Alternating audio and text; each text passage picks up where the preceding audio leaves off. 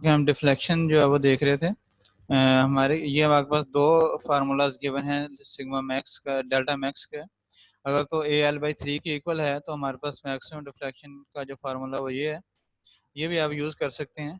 ठीक है, ये दोनों हर ये जनरल फार्मूला है मैक्सिमम डिफ्लेक्शन का। तो आप इन दोनों में से कोई भी फार्मूला जो है वो चूज़ करके उसमें वैल्यूज पुट करके जो वो कैलकुलेट कर सकते हैं मैक्सिमम डिफ्लेक्शन।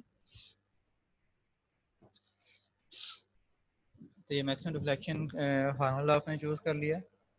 इसमें वैल्यूज पुट करके आप मैक्सिमम जो एक्चुअल डिफ्लेक्शन लाइव लोड की वजह से वो कैलकुलेट कर लेंगे। उसको कंपेयर करेंगे जो परमिसिबल वैल्यू है डिफ्लेक्शन की उसके साथ। तो परमिसिबल वैल्यू 1.2 इंच है और एक्चुअल वैल्यू जो 1.11 इंच है। तो हमारे जो एक्चुअल डिफ्लेक्शन है वो परमिसिबल वैल्यू से कम है। तो इसका मतलब है कि जो डिफ्लेक्शन चेक है वो भी ओके है। तो इसका मतलब है कि जो सेक्शन हमने सेलेक्ट किया है वो मोमेंट के लिए भी सफिशिएंट है, उसकी शेयर कैपेसिटी भी सफिशिएंट है और जो डिफ्लेक्शन रिक्वायरमेंट्स हैं वो भी फुलफिल कर रहा है। तो तीनों कंडीशन जो हैं वो फुलफिल कर रहा है। इसका मतलब हम W12/53 को यूज़ कर सकते हैं। उसके बाद नेक्स्ट एग्जांपल सॉल्व करते हैं। use A992 steel and select a standard hot roll shape for the beam shown in figure. The concentrated load is a service live load and the uniform load is 30% dead load and 70% live load. Lateral bracing is provided at the ends at mid-span. There is no restriction on deflection. Okay, A992 steel use करना है और standard hot rod shape हमने select करनी है इस beam के लिए। जो कंसनट्रेटेड लोड 9 किलो पाउंड्स का गिवन है, ये लाइव लोड है। और जो यूनिफॉर्मली डिस्ट्रीब्यूटेड लोड है 3 किलो पाउंड्स पर फीट। इसके अंदर 30% डेड लोड है और 70% जो है वो लाइव लोड है। तो सबसे पहले तो हम जो है वो बीम का वेट को निगलेक्ट करके जो लोड्स हैं बाकी लोड्स वो कैलकुलेट कर लेते हैं। जो यूनिफॉर्मली डिस्ट्रीब्यूटेड लोड है WD वो 30% है। तो 3.3 से मल्टीप्लाई कर दिया, हमारे पास WD आ गया। और जो लाइव लोड है वो 70% है। तो 3 का 70% हम कैलकुलेट कर लेंगे तो हमारे पास लाइव लोड आ जाएगा। तो उसके बाद फैक्टर लोड्स कैलकुलेट कर लेंगे। WU जो है वो उसमें 1.2 times dead load plus 1.6 times live load, या आपके पास WU आ जाएगा जो कि यूनिफॉर्मली डिस्ट्रीब्यूटेड फैक्टर लोड है। और जो पॉइंट लोड है जो कंसंट्रेटेड लोड है उसको वो क्योंकि सारा जो वो लाइव लोड है तो उसको हम 1.6 से मल्टीप्लाई करेंगे। 1.6 मल्टीप्लाई बाई 9, या आपके पास PU जो कि फैक्टर्ड पॉइंट लोड है वो आ जाएगा। ओके, फैक्टर लोड्स और अप्लाई करके उससे जो रिएक्शंस हैं वो आप कैलकुलेट कर लें। ये आपके पास फिगर में जो रिएक्शंस हैं वो गिवन हैं। जो फैक्टर लोड्स अप्लाई किए गए हैं इस बीम के ऊपर, जो एक्चुअल लोड्स थे उनको हमने फैक्टर करके अप्लाई कर दिए और उसकी वजह से जो रिएक्शंस है वो कैलकुलेट कर लिए हैं। उसके बाद आप इसकी bending moment diagram, shear force diagram जो वो ड्रा कर सकते हैं। और जो बेंडिंग मोमेंट की इक्वेशन है वो भी लिख सकते हैं। किसी arbitrary section x distance x के ऊपर सेक्शन लेके वहाँ पे जो बेंडिंग मोमेंट की वैल्यूज है वो आप कैलकुलेट कर सकते हैं। उसकी एक equation in terms of x जो है वो आप फॉर्मुलेट कर सकते हैं, जिस तरह हम मैकेनिक्स से मटेरियल में जो वो करते थे। तो आपके पास जो इक्वेशन आएगी बेंडिंग मोमेंट की वो जिस तरह से होगी, जिसकी जो लिमिट्स हैं वो x is equal to 0 to 12 feet हैं। ठीक है, इस 12 फीट से 24 फीट तक जो है वो आपके पास जो इक्वेशन होगी वो डिफरेंट होगी। तो ये अभी हमने जो इक्वेशन यहाँ पे फॉर्मुलेट किया है ये x की 0 से लेकर 12 फीट तक की जो वैल्यूज हैं उनके लिए। तो मीन्स इस इक्वेशन में जो x की रेंज है वो 0 टू 12 फीट है। अब जो यहाँ पे जो लेटरल ब्रेसिंग थी वो एंड्स पे और मिड स्पैन पे गिवन थी। तो इसका मतलब यह है कि इस पूरे पोर्शन के अंदर इस स्पोर्ट से लेकर जो लेटरल ब्रेसिंग का पॉइंट है वहां तक हमारे पास जो लेंथ है वन ब्रेस लेंथ है। तो इस ब्रेसिंग लेंथ के दरमियान हमने जो मोमेंट्स की वैल्यूज हैं CB के लिए वो लेनी है। तो इसलिए हम जो सिर्फ यही एक इक्वेशन जो है वो हम यूज़ करेंगे। क्योंकि सिमेट्री है, दूसरी जो LB है वो भी सेम ही कंडीशन बनेगी। तो इसलिए हम सिर्फ एक अनब्रेस लेंथ जो 12 फीट है उसको यूज़ कर लेते हैं। अगर ये दोनों वैल्यूज डिफरेंट होती मीन जो पॉइंट लोड है वो सॉरी जो ब्रेसिंग है वो सेंटर से हट के किसी डिस्टेंस पे अप्लाई हो रही होती, फिर हम जो मैक्सिमम एल बी की वैल्यू है वो हम चूज करते और उस एल बी के करस्पॉन्डिंग जो मोमेंट्स की वैल्यूज हैं M A M B M C और एम एक्स वो हम लेते। अब जो दोनों सेम हैं 12 फीट है और ये भी 12 फीट है तो हम कोई भी यूज कर लें तो रिजल्ट जो है वो सेम ही आएगा। तो 0 से लेकर 12 फीट के दरमियान हमने बेंडिंग मोमेंट की इक्वेशन जो है वो लिख ली है। अब एम ए एम बी और एम सी की वैल्यूज जो है वो आप फाइंड कर लेंगे। एन ब्रेस लेंथ के जो एल बी बाई 4 डिस्टेंस के ऊपर एम ए की वैल्यू होगी, तो एल बी जो हमारे पास 12 फीट है, तो एल बी बाई 4 जो हमारे पास 3 फीट हो जाएगा। मीन इस स्पॉट से 3 फीट डिस्टेंस के ऊपर जो बेंडिंग मोमेंट की वैल्यू है वो एम ए की वैल्यू होगी। तो जो बेंडिंग मोमेंट की इक्वेशन है उसके अंदर एक्स को हम 3 पुट करें, एक्स की वैल्यू 3 पुट करेंगे तो हमारे पास एम ए की वैल्यू आ जाएगी। उसके बाद बी जो है वो इस एन ब्रेस लेंथ के सेंटर पे होगी, means L B by 2 distance पे होगी। एल बी बाई 2 जो वो 6 फीट है, 6 फीट उसी इक्वेशन के अंदर पुट करेंगे तो एल बी की एम बी की वैल्यू आ जाएगी। उसके बाद सी पॉइंट के लिए जो एल बी की वैल्यू है वो 3 एल बी ओवर 4 है, तो 3 एल बी ओवर 4 हमारे पास जो है वो 9 फीट आ जाएगा। तो 9 फीट हम एक्स की जगह पुट करेंगे तो आपके पास एम सी की वैल्यू आ जाएगी।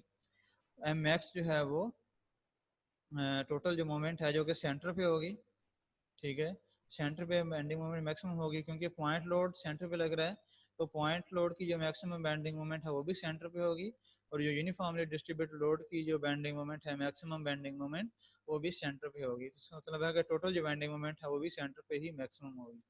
तो सेंटर के लिए एक्स की वैल्यू जो है वो 12 फीट है, इस इक्वेशन के अंदर 12 फीट पुट करेंगे तो मैक्सिमम बेंडिंग मोमेंट या एम यू की वैल्यू आ जाएगी। तो एम यू और एम मैक्स जो दोनों सेम होंगे क्योंकि एम यू भी maximum bending moment based on ultimate loads factor loads है। तो इस तरह से आप डिफरेंट बेंडिंग मोमेंट्स की वैल्यूज कैलकुलेट कर लेंगे। उसके बाद सी बी कैलकुलेट कर लेंगे। ये सी बी का फार्मूला है, इसके अंदर M X M A M B और एम सी की वैल्यूज पुट करें, आपके पास जो वो सी बी की वैल्यू आ जाएगी जो कि हमारे केस में 1.36 है। अब हमने चार्ट्स को किस तरह से यूज करना है, प्रीवियस एग्जांपल के अंदर तो सी बी की वैल्यू 1 थी और जो चार्ट्स हैं वो भी सी बी 1 के लिए जो है वो फॉर्मुलेट किए गए हैं, तो उनको हमने बगैर किसी मॉडिफिकेशन के यूज कर लिया था।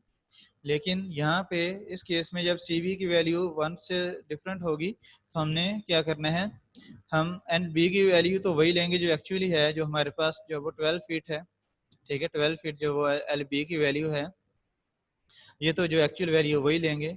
लेकिन जो स्ट्रेंथ की वैल्यू है, जो बेंडिंग मोमेंट की वैल्यू जो कि हमने चार्ट्स के अंदर रीड करनी है, उसको हम एम यू और सी बी से डिवाइड करके जो वैल्यू आएगी वो हम रीड करेंगे।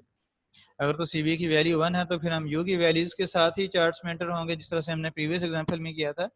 लेकिन अगर सी बी की वैल्यू 1 से ज़्यादा है तो हम यू को सी बी से डिवाइड कर लेंगे और जो हमारे पास वैल्यू आएगी मोमेंट की, उस वैल्यू को हम जो वो उस वैल्यू के साथ हम चार्ट्स जो है वो रीड करेंगे।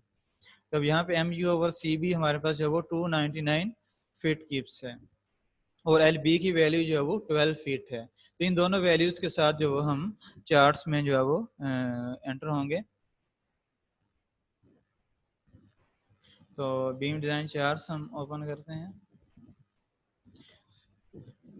299 जो है वो आपके पास रिक्वायर्ड जो वैल्यू है मोमेंट की जो कि आपने चार्ट पे यूज रीड करनी है, तो हम जो नीचे की तरफ मूव करते हैं चार्ट्स में। 299 यहाँ पे हमारे पास जो वो आ जाएगी 294 और ये 300 है और यहाँ पे एंड ब्रेस लेंथ जो है वो 18 है। हम इससे प्रीवियस जब जाते हैं जो कि 2 से 18 फीट तक के लिए, तो हमारी वैल्यू जो है वो 12 फीट है, ठीक है। और यहाँ पे जो 299 है, सॉरी ये 294 है, ये 1.5 के इंक्रीमेंट का गिवन है 294, 295.5 और फिर 297, उसके बाद 298.5 और ये 300 है, तो ये 299 यहाँ पे तकरीबन होगी।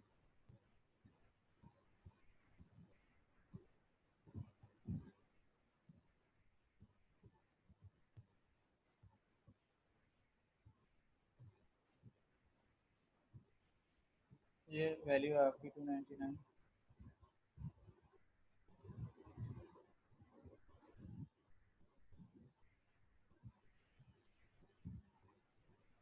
के जो हमारे पास अनब्रेस लेंथ है वो 12 फीट है।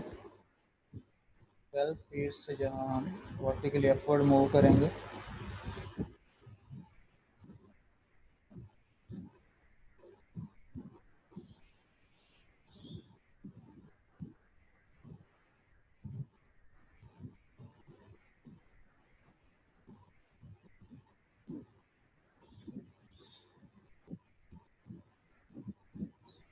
ओके, जहाँ पे ये दोनों लाइन्स हैं वो क्रॉस करेंगी, उससे अपवर्ड या राइट साइड पे आप मूव करेंगे। जो आपका सॉलिड लाइन जो पहली नज़र आएगी वो आपको, वो आपकी जो है वो उसको आप यूज़ कर सकते हैं एज ए बीम। तो सबसे पहले जो हमारे पास जो वो आ रही है कर्व, सॉलिड कर्व आप देख लें। सॉलिड कर्व ये 21/48 है, ठीक है। तो ये आप जो है वो चूज़ कर सकते हैं।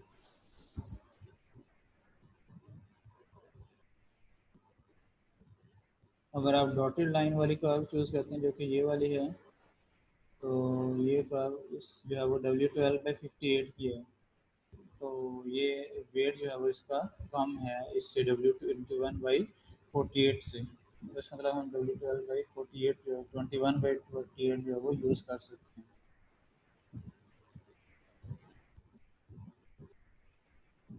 तो ये W21/48 यहाँ से हम जब सेलेक्ट कर लेंगे, यहाँ पे बुक में जो है वो कौन सी, हाँ W21/48 ही चूज़ किया इसमें। इसकी जो M5EMN की वैल्यू है CB=1 के लिए, वो हम रीड कर लेंगे।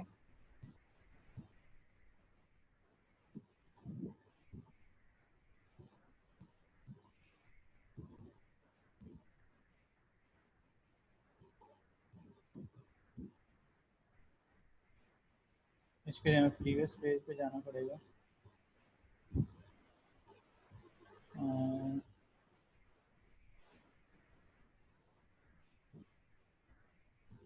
ये 21/48 की कर्व है।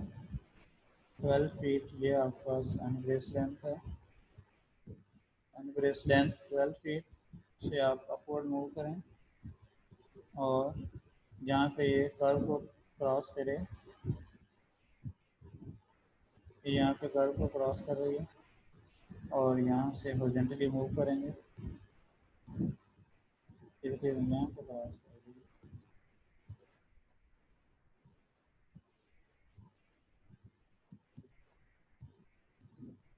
ठीक है। तो यहाँ से हॉरिजॉन्टली मूव करेंगे, जो वैल्यू होगी कैपेसिटी को आप रीड कर लेंगे। यहाँ पे जो कैपेसिटी गिवन है वो 3 क्यूब फीट के इंक्रीमेंट्स के साथ गिवन है। मतलब ये 300 की वैल्यू है, 303, 306, और ये 309, और ये 312 है। तो 312 से थोड़ा सा पीछे जो है वो ये तकरीबन 311 क्यूब फीट जो है वो कैपेसिटी है इस सेक्शन की। तो ये 311 फीट की कैपेसिटी है CB=1 के लिए। हमारे जो होंगे CB की वैल्यू जो है वो 1.36 है। हम जो कैपेसिटी आई है हमारे पास CB=1 के लिए, उसको मल्टीप्लाई कर देंगे CB से 1.36 से, हमारे पास देखो एक्चुअल डिज़ाइन स्ट्रेंथ आ जाएगी। लेकिन इस डिज़ाइन स्ट्रेंथ को आपने कंपेयर करना है हॉरिजॉन्टल लाइन के साथ। अब हॉरिजॉन्टल लाइन इस कर्व की आप देख लें कहाँ पे आती है। ये आपके पास W12/58 है। ये W21/48, सॉरी W21/48 की जो हॉरिजॉन्टल लाइन है, वो कैपेसिटी जो है तकरीबन यहाँ पे 390, 393, 396, 399, 398 के करीब तकरीबन बनती है ये कैपेसिटी। तो जो इसकी मैक्सिमम कैपेसिटी है इस सेक्शन की, वो 397 से 398 के दरमियान में है। 398 यहाँ पे यूज़ किया। 398। तो इसका मतलब है कि हमने जो कैपेसिटी कैलकुलेट की है सी बी 1.36 के लिए वो अगर इससे ज़्यादा है तो हम वो यूज़ नहीं करेंगे बल्कि ये वाली वैल्यू यूज़ करेंगे।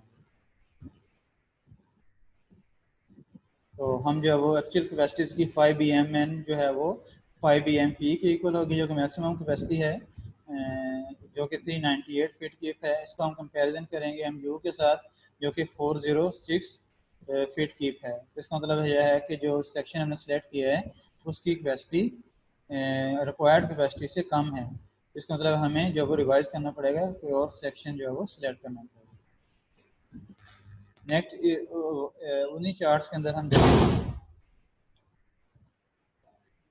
उन्हीं चार्ट्स के अंदर जो है वो हम नेक्स्ट जो हायर सेक्शन है वो हमारे पास ये W18/55 का है। इसको हम सिलेक्ट कर लेते हैं। अगर आप अपवर्ड भी जाते हैं यहाँ से तो W81/58 ही आपके पास आएगा। ये अपवर्ड अगर आप जाते हैं तो ये W18/55 ये सेक्शन आपके पास अवेलेबल है। नेक्स्ट हायर सेक्शन, इसको आप सेलेक्ट कर लेंगे। इसकी जो कैपेसिटी है वो हमारे पास 12 फीट कन्वेस लेंथ के कॉरस्पॉन्डिंग जो है वो तकरीबन 336 से 335 तकरीबन है। ठीक है, CB1 के लिए इसको जो है वो चूज़ कर लें। ये 335 इसकी कैपेसिटी है। CB=1 के अगेंस्ट हमारे पास चूँकि CB की वैल्यू 1.36 है, हम एक्चुअल कैपेसिटी को कैलकुलेट कर लेंगे CB की वैल्यू मल्टीप्लाई करके। 1.36 से हमने मल्टीप्लाई कर दिया है। हमारे पास जो डिज़ाइन स्ट्रेंथ आएगी वो 5 BMN की इक्वल होगी। उसको हम कंपेयर कर लेंगे 5 BMP के साथ। तो इस सेक्शन की जो 5 BMP की वैल्यू वो भी आपको इस चार्ट से मिल जाएगी। W18/55 है, ये W18/55। इसकी जो कैपेसिटी है वो 420 है। मैक्सिमम जो कैपेसिटी है वो 420 की फीट है। तो CB से हमारे पास जो वैल्यू आ रही है वो 456 की फीट है। तो इसका मतलब है कि हम 456 यूज़ करने के बजाय हम 420 फीट की जो है वो यूज़ करेंगे, क्योंकि मैक्सिमम यही कैपेसिटी है, इससे ज़्यादा नहीं हो सकती। CB से मल्टीप्लाई करने के बाद अगर आपकी किसी कैपेसिटी जो इस कैपेसिटी से ज़्यादा आ रही है तो हम उसको यूज़ नहीं करेंगे बल्कि जो 5 BMP है उसको यूज़ करेंगे। तो हमारी नॉमिनल कैपेसिटी 5 BMN जो है वो 5 BMP के इक्वल होगी। इसको हम कंपेयर कर लेंगे MU के साथ। MU से ये ज़्यादा है तो इसका मतलब ये है कि ये सेक्शन जो वो ओके है। इसकी जो बेंडिंग मोमेंट कैपेसिटी है वो रिक्वायर्ड कैपेसिटी से ज़्यादा है। उसके बाद हम बीम वेट को इंक्लूड करके देख लेते हैं। बीम वेट को हम इंक्लूड कर लेते हैं। ये आपके पास जो पहले आपने मोमेंट कैलकुलेट की थी विदाउट बीम वेट, उसके अंदर हम बीम वेट की वजह से जो बेंडिंग मोमेंट है जो कि WL² से कैलकुलेट करेंगे वो हम ऐड कर देंगे। जो बीम वेट है वो अगर उसके वो हमेशा यूनिफॉर्मली डिस्ट्रीब्यूटेड लोड ही होगा, तो उसकी जो बेंडिंग मोमेंट है वो WL² से ही कैलकुलेट करेंगे अगर तो सिंपली सॉल्व बीम है। तो ये WL² से हमने कैलकुलेट करके ऐड कर दी है इसके अंदर। और पहले हमने 55 जो इसका वेट है पाउंड पर फीट, इसको हमने 1.2 से मल्टीप्लाई कर दिया फैक्टर करने के लिए, क्योंकि ये डेड लोड है इस पर डेड लोड वाला फैक्टर अप्लाई किया हमने। और बीम वेट को इंक्लूड करने के बाद हमारे पास जो MU की वैल्यू है वो 411 फीट क्यूब्स आई है, जो कि 5 BMN से कम है। तो इसका मतलब है कि ये सेक्शन जो है वो ओके है। उसके बाद शेयर चेक करेंगे। शेयर मैक्सिमम शेयर जो है वो VU जो है वो 60.48 है, जो कि रिएक्शन के इक्वल होगा। और उसके अंदर जो यूनिफॉर्मली डिस्ट्रीब्यूटेड लोड है जो कि सेल्फ वेट है, उसकी वजह से जो वैल्यू है वो ऐड कर देंगे 1.2 से मल्टीप्लाई करके फैक्टर करके। तो ये आपका जो मैक्सिमम शेयर की वैल्यू आ गई। मैक्सिमम शेयर भी आपको यहाँ पे इस केस में भी जो है वो मिल जाएगा यहाँ से। ये आपने जब एनालिसिस किया है तो जो आपके पास रिएक्शंस आए हैं वो बेसिकली रिएक्शंस आपके पास जो मैक्सिमम शेयर के इक्वल ही होती हैं। जो मैक्सिमम शेयर होता है वो हमेशा स्पोर्ट्स के ऊपर ही होता है और उसकी वैल्यू रिएक्शन के इक्वल ही होती है। तो इसके अंदर ये रिएक्शन सिर्फ ये रिएक्शन जो बीम वेट इंक्लूड किए बगैर आए हैं।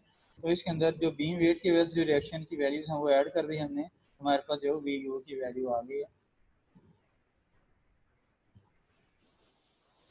VU हमने कैलकुलेट कर लिया है। ZX टेबल में से इस सेक्शन की जो शेयर कैपेसिटी वो हम ले लेंगे।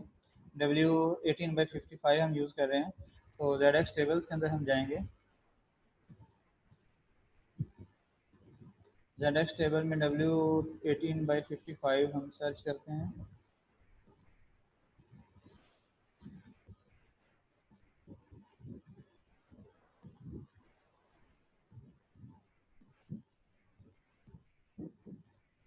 ये W18/55 है।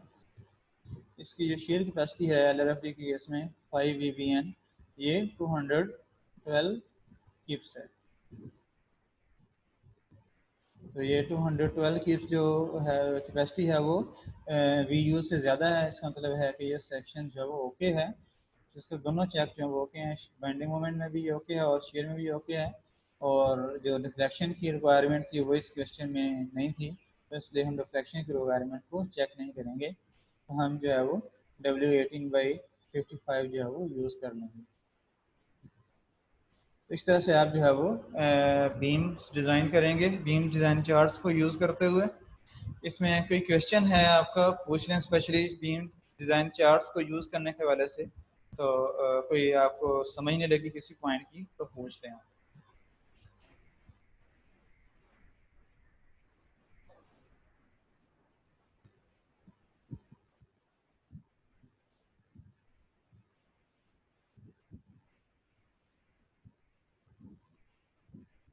असाइनमेंट प्रॉब्लम जो वो गिवन है, इसमें जो वो इसको आपको एनालिसिस करना पड़ेगा। लोड्स को फैक्टर करें, इसका एनालिसिस करें, bending moment, shear force, equations लिखें, डायग्राम ड्रा करें। उसके बाद जो है वो आप इसका एनालिसिस करेंगे। इसमें इस बात का ख्याल रखें कि बीम जो है वो कंटिन्यूस लेटरल सपोर्ट प्रोवाइड की गई है A से B के दरमियान, और B से C के दरमियान के लेटरल सपोर्ट नहीं है। तो अनब्रेस्ड लेंथ जो हमारे पास 18 फीट होगी। यहाँ पे इस साइड को अगर आप कंसिडर करते हैं अनब्रेस्ड लेंथ तो वो 0 फीट होगी, क्योंकि कंटिन्यूसली लेटरल ब्रेस्ड है B पॉइंट तक। B पॉइंट से आगे जो कोई सपोर्ट नहीं है C पॉइंट तक, तो यहाँ पे अनब्रेस्ड लेंथ जो वो 18 फीट है। तो जो वर्स्ट कैटेगरी सिचुएशन है उसको आप यूज़ करेंगे। अनब्रेस्ड लेंथ जो वो 18 फीट है, इसको आप जो है वो यूज़ करेंगे। जी कोई क्वेश्चन नहीं है आपका? अगर हम जो लेक्चर एंड करते हैं। सर हेलो सर जी क्वेश्चन पूछें, मुझे आ रही है। क्वेश्चन नहीं है सर, क्वेश्चन नहीं है, समझ आ गई। प्रोजेक्ट के बारे में आपसे बात करनी थी अभी। उसके लिए आप जो वो लहदा से जो वो डिस्कस कर लेंगे, यहाँ लेक्चर में जो उसको डिस्कस ना करें। सर आप अभी फ्री हैं? कॉल मैं कर सकता हूँ आपको?